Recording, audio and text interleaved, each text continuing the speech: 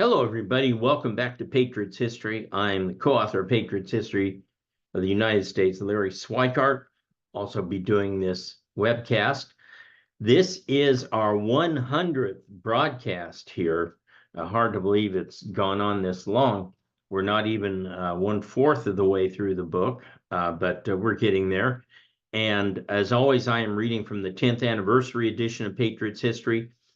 Later here, probably within the next 6 weeks, I will have available in some arrangement the updated 20th anniversary edition of Patriots History, which will consist of a new long chapter from 2018 to 2023 and all sorts of additions in a PDF form that you will plug into your existing book where you need to as you go through it.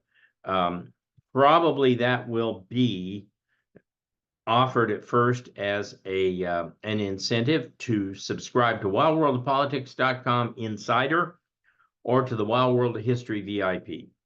Probably at some point it will be free. I can't imagine not making this free, but we would like to at least give you an incentive to sign up for the VIP. There's so much stuff there. It's like a whole history school going on all the time there. Our lessons on Churchill integrity, on Reagan, the American president, on the 1620 default, on stuff that kids should know, enduring lessons on life and citizenship, on and on and on. So please take a look at that. And meanwhile, also look at the film clip there, because we want to turn Patriots History into a video, a feature film, and I need your support to do that. Okay. Let's get started. I'm reading on page 253. Again, older editions of page number won't be the same. The header should be the same. Mr. Polk's War.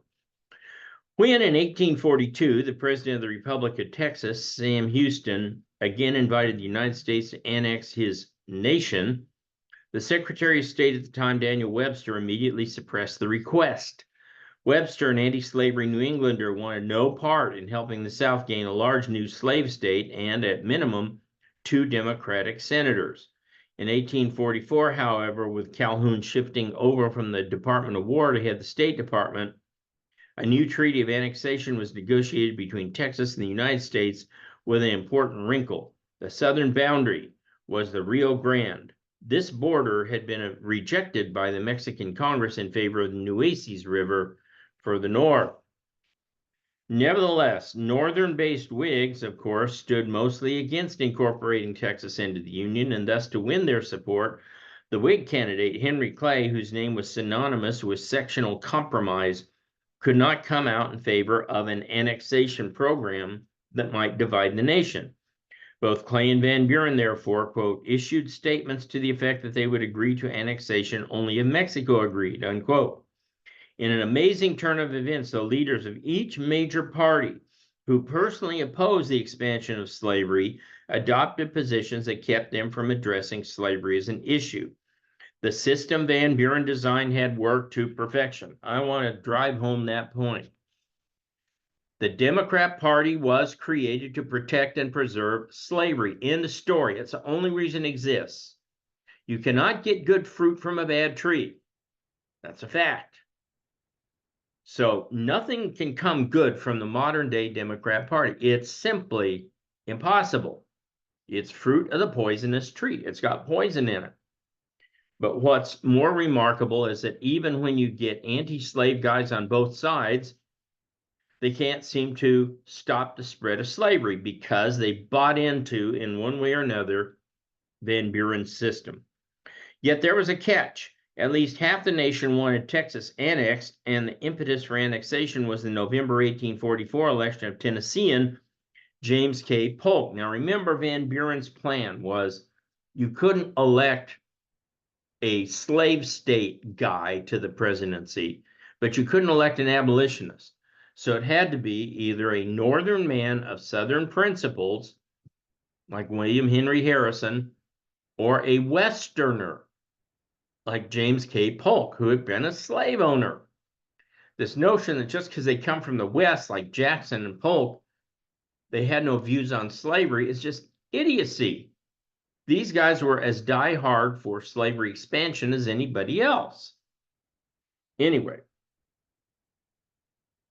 with both Van Buren and Clay unpopular in large parts of the non-slaveholding states, and with Van Buren having to fight off a challenge within the Democratic Party from Lewis Cass of Michigan, a Northerner who supported annexation, a deadlock ensued that opened the door for another annexationist nominee, a dark horse candidate, Congressman Polk.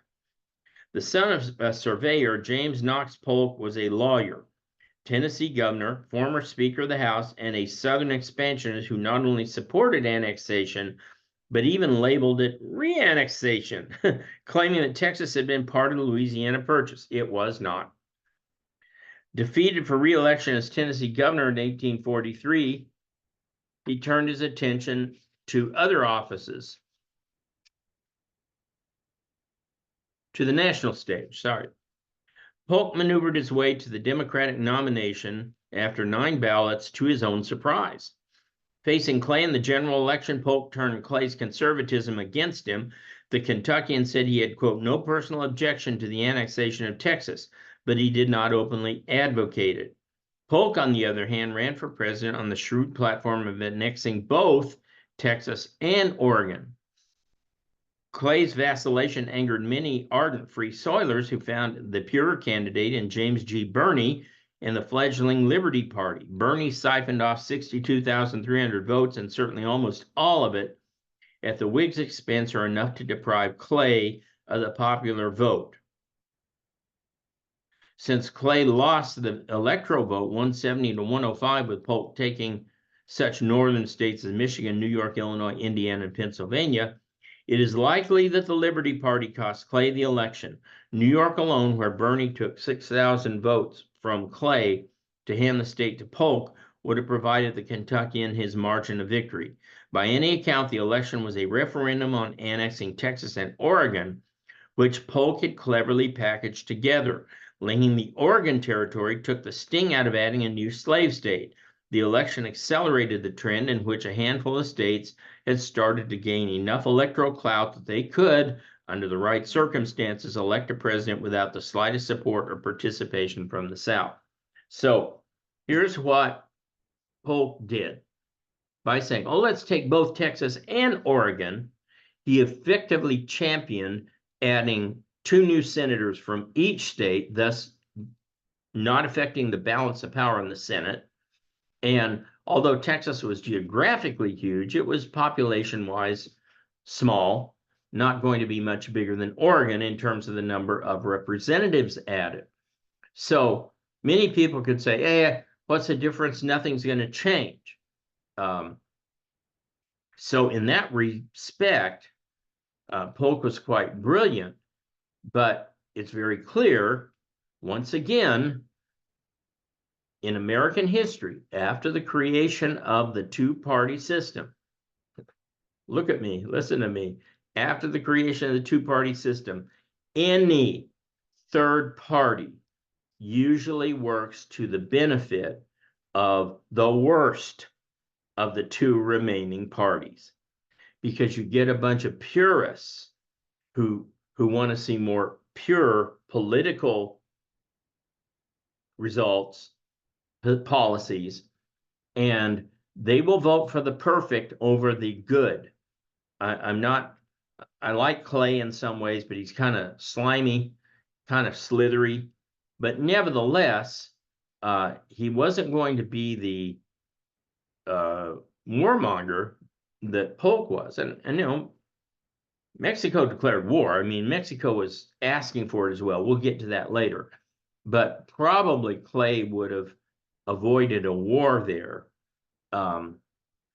and would have worked to possibly keep slavery out. But you'll never know. The fact is that Clay doesn't stand a chance because he doesn't take a stand on slavery.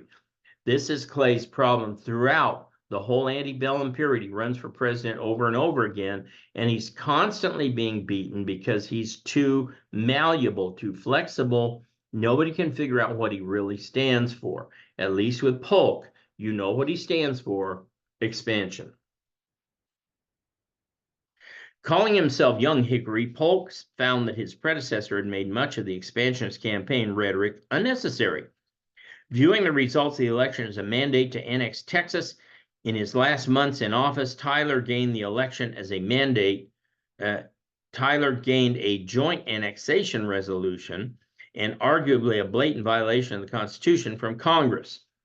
This circumvented the need for a two-thirds Senate vote to acquire Texas by a treaty, and the resolution passed. Tyler signed the resolution in March 1845, the same month Polk took office, and Texas was offered the option of coming into the Union as one state or later subdividing into as many as 5. On December 29, 1845, a unified Texas joined the Union as a slave state, a move John Quincy Adams called the heaviest calamity that ever befell myself or our country. Mexico immediately broke off diplomatic relations with the United States, a sure prelude to war in that era, prompting Polk to tell the American consul in California, Thomas Larkin, that if a revolt broke out among Californios against the Mexican government, he should support it. So now he's saying, we're going to take Texas, we're going to take Oregon, and we're going to take California. All along, Mexico suspected the United States of being behind an 1837 revolution in New Mexico. Then there remained the continuing issue of whether the Nueces River, not the Rio Grande, was the actual boundary. Despite his belligerent posturing, Polk sent Louisiana James Slidell as a special envoy to Mexico in January 1846 with instructions to try to purchase New Mexico and California with an offer so low that it implied war would follow if the Mexicans didn't accept it. Anticipating the failure of Slidell's mission, Polk also ordered troops into Louisiana and alerted Larkin that the U.S. Navy would capture California ports in the event of war. Slidell and his proposal outraged Mexico, and he returned home empty-handed.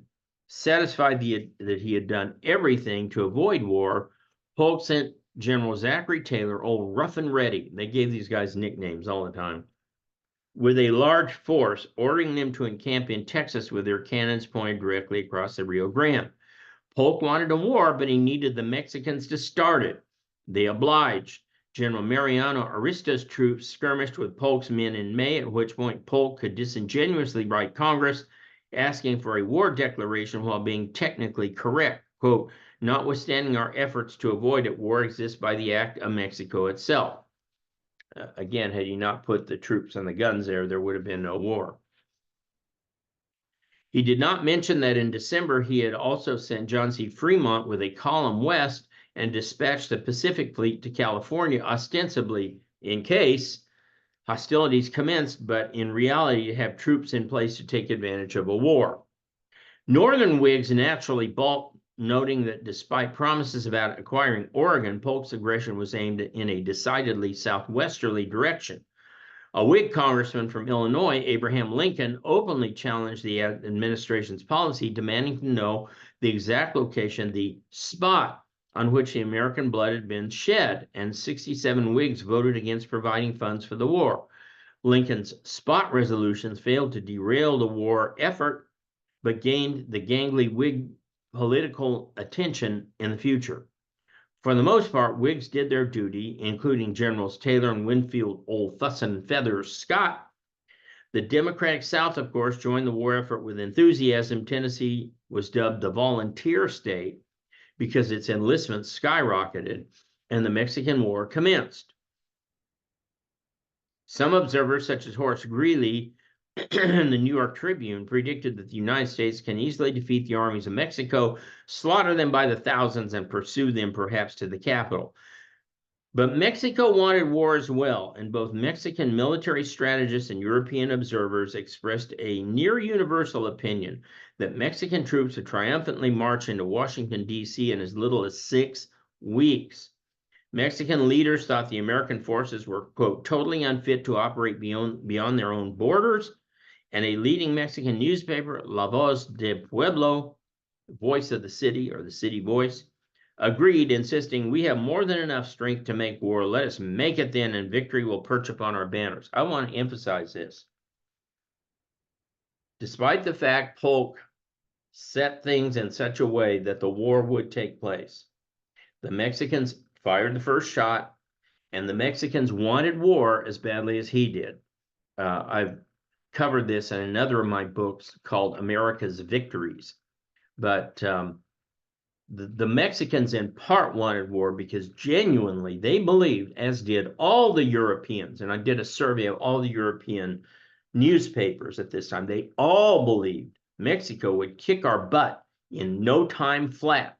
Not one European country thought we would win this war, which is kind of strange because we beat England twice. But they were all convinced that Mexico is just going to wipe us out, and quickly. So it's important to understand the Mexican authorities were listening to this and reading this stuff, and that's partly why they did what they did. Critics of American foreign policy, including many modern Mexican and Chicano nationalists, point out the vast territory Mexico lost in the war, and even Mexican historians of the day blame the war on, quote, "the spirit of aggrandizement of the United States availing itself of its power to conquer us." Well, lose a war, you lose territory. Don't start nothing, won't be nothing. Yet few have considered exactly what a victorious Mexican government would have demanded in concessions from the United States. In other words, if Mexico had won the war, we would have had to have given up parts of the South, probably parts of the Midwest. Who knows? Lots of stuff.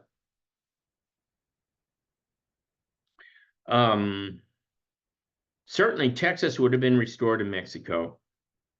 The fact is, Mexico lusted for land, and I should end war, as much as the gringos did and fully expected to win.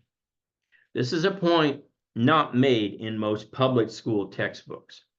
They always point to Polk and Polk's war and how eager he was for war, and he was, and how the war was partly about slavery, and it was.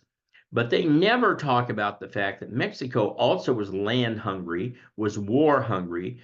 They had spent millions of dollars on these beautiful uniforms for their soldiers. I mean, they spent a lot of money on their army, but they're let off the hook.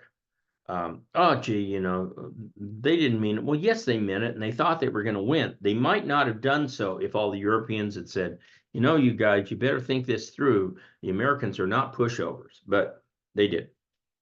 Polk made clear in his diary the importance of holding, quote, "military position in California at the time peace was made, and he intended to acquire California, New Mexico, and, quote, perhaps some other outlets of northern provinces of Mexico whenever the war ended."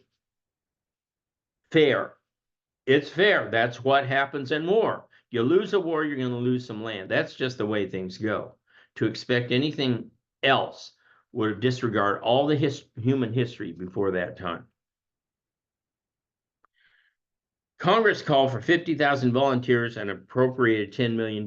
Taking part in the operation were several outstanding junior officers, including Ulysses Grant, George McClellan, Robert E. Lee, Albert Sidney Johnston, Braxton Bragg, Stonewall Jackson, George Pickett, James Longstreet, and William Tecumseh Sherman. In many ways, you might have heard of Montezuma's Revenge. People have gone to Mexico for decades, have come back with dysentery, bowel problems, often due to the water in some locations, not all, and certainly not in Mexico City, but in some locations. This was a reverse, this is real Montezuma's Revenge.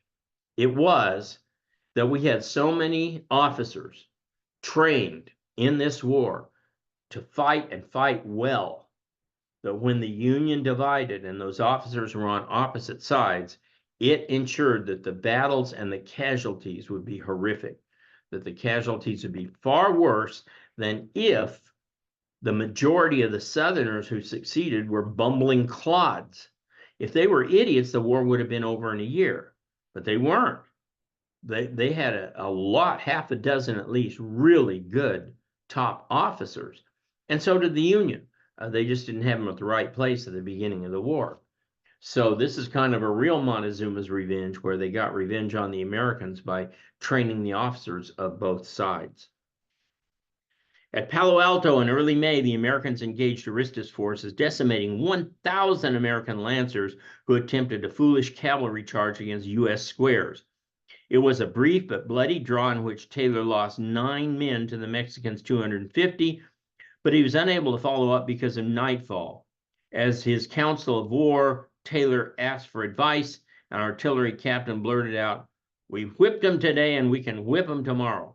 Indeed, on May 9th, the Americans won another lopsided battle at Resaca de la Palma. Playing no small role in the ensuing American victories was the new revolving pistol invented by Samuel Colt, which gave American cavalry in particular exponentially greater firepower than what their American counterparts had. One American cavalryman, in essence, had 5 or 6 shots, depending on the type of Colt revolver they had, compared to the Mexicans' 1. 2 separate developments ended all hopes of a quick peace. First, Pennsylvania Congressman David Wilmot attached a proviso to the $2 million payment that slavery be prohibited from any lands taken in the war. Okay, now, well, let me read on. Wilmot, a freshman Democrat from Pennsylvania, further eroded the moratorium on slavery debate, which had been introduced in December 1835 to stymie all legislative discussion of slavery. Under the rule, all anti-slavery petitions and resolutions had to be referred to a select committee whose standing orders were to report back that Congress had no power to interfere with slavery. In other words, it was rigged, so you could never get a bill dealing with slavery before the House. Thus, in essence, this in essence tabled all petitions that in any way mentioned slavery and became a standing rule of the House in 1840. But the gag rule backfired. Quote, "This rule manufactures abolitionists and abolitionism," one Southerner wrote, comparing the rule to religious freedom. Quote, "It is much easier to make the mass of the people understand that a given prayer cannot be granted than that they have no right to pray at all," unquote. Ironically, the gag rule had applied to prayer in Congress too. You couldn't pray for abolition or for the freedom of the slaves. Did you know that? That's the Democrats. They did that. After it was repealed in 1844, speakers of the House kept the slavery discussion under wraps by only recognizing speakers who had the Democrat Party's trust. In other words, they wouldn't recognize anybody who wanted to talk about slavery in a critical way. The chair recognized Wilmot largely because he had proven his loyalty to Polk by voting with the administration on the tariff reductions when every other Democrat had crossed the party lines to vote against it. But Wilmot hammered the president with his opening statements before invoking the language of the Northwest Ordinance to prohibit slavery from any of the newly acquired territories. Although the Wilmot Proviso never passed, a second obstacle to a quick treaty of Santa Anna was the Mexican president himself, who probably never had any intention of abiding by his secret agreement. All right, now let me go back to Wilmot. Here we have the problem that's going to face the Democrat Van Buren structural concept. That is, no matter how you try to keep a major issue out of debate, say we're just not going to talk about it, that won't work. It comes up everywhere. It's like a whack-a-mole. It's like trying to nail Jell-O to a wall. It just goes someplace else, but it will stay there. And so Van Buren had erred magnificently in failing to understand that his system could not suppress the discussion of slavery, that it was going to continue, but that the growth of the government under the system he created through the spoils system would ensure that when, not if, but when slavery was dealt with, it would probably invoke a military response and that the South would ultimately be crushed. In fact, it was only luck and some really blundering Union generals that kept the war from being won in 1862. McClellan easily could have won the war in the 7 Days campaign, but he just wasn't up to it, just couldn't do it, was too fearful, which is why I tell people politically today, they start to get into Oh, and they're going to have fraud. What are we going to do in the election? Oh, they're going to cheat. Yeah, of course they're going to cheat. They always cheat. They cheated in the 1850s. What's new? This is America. But we are told God has not given us a spirit of fear, concern, anxiety, whininess, carenness, but of power and of love and of a sound mind. So keep that in mind when you go forward here in the election this year. Don't sit there and worry about what they're going to do to us. Let them worry about what we're going to do to them. Jesus said when he preached his little mini sermon to the disciples in front of the gates of hell in Caesarea, he said, the gates of hell will not stand against my church. Gates of hell will not prevail against the church. In other words, the church is going to be battering down the gates of hell, not vice versa. The church was on offense. We should always be on offense. We should always live our lives as to be on offense, aggressively moving forward, moving the mission forward, moving the greatness of American history forward all the time. All right, this is a good place to stop. We still have a ways to go to get through the Mexican War. Got several pages, so we'll pick up there next time. This was episode 100. Remember, go to the Wild World of History, buy Larry a coffee, and take a look at the VIP. You will love it if you get into all that stuff. There's so much stuff there. You could pull out one of my Wild Wednesday webcasts every week for an additional lesson for your students. And by the way, if you like these videos, they are not meant to take the place of a full curriculum. I have a full curriculum at the Wild World of History. Check it out. It features a lesson that goes with every single chapter in Patriot's history. 22 lessons, 22 chapters, and I teach everything in video, but I don't just read the book. I add new and other amazing stuff, as well as hitting the big points in the book. So check that out. Look at the U.S. and world history curricula at wildworldofhistory.com. I'll see you back here Wednesday.